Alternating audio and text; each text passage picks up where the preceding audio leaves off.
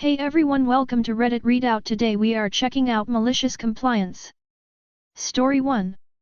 Must use external libraries on an external server because the code is better and the servers are always up.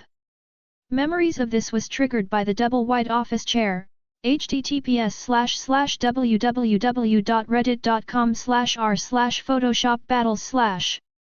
Story 2. Drop everything and help you out. Sure, I got you. I want to start this post by saying yes, I know I should have gotten fired for this, and I do not recommend doing this in any service industry job. This happened several years ago while I was working as a waitress at a chain restaurant. There was this insane manager whom I had to work with on several occasions. She was young and thought she knew everything, was quite trashy, and was sleeping with one of the higher UPS, who was married, whose wife also worked at the same restaurant, but that's a different story. This manager, let's call her Mindy, was always on my ass about everything. I was one of the few shift lead servers who knew what they were doing, knew how to make the restaurant money, and had many customers write great reviews and say wonderful things about me. I knew how to do my job and I knew how to do it well. Mindy always singled me out for things when things weren't even my fault. I would always just take it because it wasn't worth my energy fighting about it. She was the only person in the whole restaurant that I did not get along with. I had a great rapport with the bartenders, servers, cooks, back-of-house staff, and other managers. One day I came in to start my shift but was quickly pulled into the manager's office by a different manager. He wanted to bring it to my attention that Mindy had stated on my past shift that I was on my phone and not working hard. This was not true. I never carried my phone on me because it was a distraction, I didn't have room in my apron, my jeans did not have pockets, and, honestly, I didn't want to have it on me. I mentioned this to the manager, and he gave me the benefit of the doubt but said he was going to keep an eye on me, as cell phone use had been becoming a major problem with several of the servers and bartenders in the past few months. One shift a few days after that was busy. I had a full section and was sat with a party of 12 who all ordered beverages from the bar with water. I grab a tray, fill up the water, and hand the glassware to the service bar in the kitchen area. Once all the drinks were on the tray, I slowly started to lift it to get it situated, as it was heavy. Mindy decided this was the best time to yell at me and tell me she needed me to run the food that was up at the expo line, where she was standing and expediting the food. I took a second to look over at two other servers who were leaning against the wall, much closer to her, on their phones. I said, "I'm a little busy, can someone else help?" She snapped back at me and said, "I told you to do it, so you need to do it now." At that moment, I honestly didn't even care anymore. So, I looked her dead in the eyes, smiled, said okay, and literally dropped the tray of drinks I was holding on the ground, walked over the broken glass, crushing the cups under my feet, grabbed the plates of food, and asked her where they were going while keeping the smile on. The look of horror on her face, the phone-dwelling servers' faces, and the cooks' faces were quite priceless.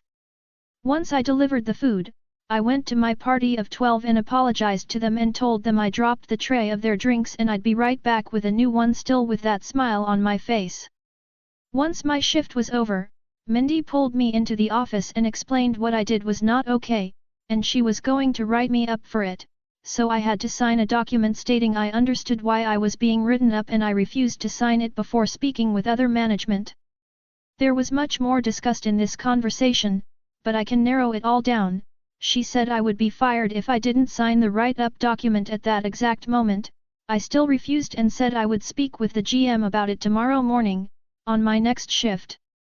The next morning I explained to the GM what had happened and stated that I was working, while others were on their phones, but Mindy singled me out.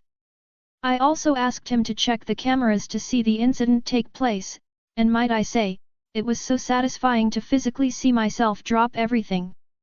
After lots of discussion, the GM said there's no problem here, ripped up the write-up, and told me to continue being the hard worker I am, and I never had to work with Mindy again. The end. Story 3. Snack time compliance. My then GR2 child, ASD, was having a battle of wills with his teacher. She was a very religious, inflexible teacher who not only didn't seem to believe in ASD, but she also argued with me over my child's colorblind diagnosis. I had to pay to get a report from his eye doctor to get it added to his plan, since we had one for the ASD and sometimes he needed a little help with maps or art. The eye doctor was not impressed that she knew better than he did. On to the malicious compliance. Teacher and I were often butting heads over various things related to his accommodations, so when an issue came up over snacks, my child wanted me to deal with that as well. In this case I refused, letting my child know that some things were general classroom rules that teachers can decide on and I wasn't going to get involved. Basically, the teacher wanted the more healthy snack eaten at morning recess and the less healthy one at afternoon recess. Whatever. His ASD self decided that this rule was senseless and made it his hill to die on. He refused to eat any snacks and for some reason this was a problem. So, the VP got involved, really who cares if he's eating, but I digress, and offered him a banana from the breakfast program. Huge mistake, because in child's mind that's open for business. The very next day child wants to access all the breakfast choices and see what he feels like. So, the VP calls me. VP, bring me up to speed, shares concern about him asking for more bananas. Me, tragic error on your part as his brain sees that as an available option for him. Mention the healthy snack conundrum. VP, you should be taking him shopping to allow him to pick his own snacks, so he'll eat them. Me, he's usually with me and actually helps quite a bit for all the meals. Inside my head, thanks for the parenting strategies/s. VP, okay bye. Me, same. I plan to ignore this little nugget because after much special ed fighting my bucket is empty. Child returns from school that day. We head to Target to get a baby shower gift. While shopping, child tells me his teacher also said I must allow him to help pick the snacks. Apparently, I don't know how parenting works, so thankfully the school system is here to correct all my errors. And remember, she started this little issue by her healthy snack rule. And his snacks were yogurt and a granola bar, not the best but not the worst. But I can follow orders. So, I said, child, anything the light touches here is yours to choose from. 2 items for a snack. Anything you want? I did not help him to be clear, because what would be the fun in that? And the light of my life, the joy in my heart, made his choice and took them to school until they ran out. Twinkies and one of those giant, clear, barrel jars of cheese balls. I was very impressed. I'd never even bought Twinkies for him before. Unsurprisingly, the teacher sent me a note about these not being healthy choices, to which I gleefully wrote back that I was following the school's instructions, and who could have predicted. Those cheese balls lasted a long, long time. Story 4. CEO Malicious Compliance. Hi all, non-native English speaker/writer here, so don't mind the grammar too much. TLDR, outsourced company didn't want to solve simple requests quickly, so our company made them, and paid for, priority 1 calls. Outsourced company gave up in short time and things went back to normal. Players me CEO, our CEO India, the outsourced company based in India. The story: I am an expert tech working as consultant usually for large companies. During this time I was working for a very large supermarket chain in Europe. They have 1100 plus stores, in over 3 countries. At that time, I was working as an expert tech helping out with the more difficult tickets the normal help desk could not close due to lack of knowledge or other problems. In this time, outsourcing was also new and a hot item. Every company, both Europe and US based, were outsourcing easy work to India mainly. This supermarket was not any different. We also chose an outsourcing company in India and started routing the mundane stuff there. Think password resets. Before this became portals, virtual disk resizing, and other really easy stuff. After we got off to a good start, we started noticing the easy tasks were closing, and also fixed/executed, only on the last possible moment. So a ticket example like this: user forgets password and submits a request. Prio 3 call, 5 work days maximum 4 days and 4 work hours later, password is reset and user can log in again. For the non-techies, a ticket can have 4 priorities, 1 shit's on fire, need fixing ASAP. 2 ticket is important, 1 business day is sufficient time. 3 not really important, 1 week will do. 4 no time listed, do it when you have time. Now you have to understand, the Prio 1 tickets should be very little and far between. If important stuff breaks often, you have a big problem. So important processes, documentation and contractual obligations exist to make sure one does not go bankrupt, both our company and India, on Prio 1 tickets. So after the help desk noticed, they asked my team, and thus me, to find out what the hell is going on here. Me, ring India, how may we help you today? Me, the password resets are slow, can you guys please fix them faster because workers are waiting on them. India, sure it can be faster, give them a higher prio and pay the fee with the prio. Me, CEO, so. It came to my attention and I will pick this up from here as it's financially a big issue. CEO India, can you guys please solve the tickets as Prio 1?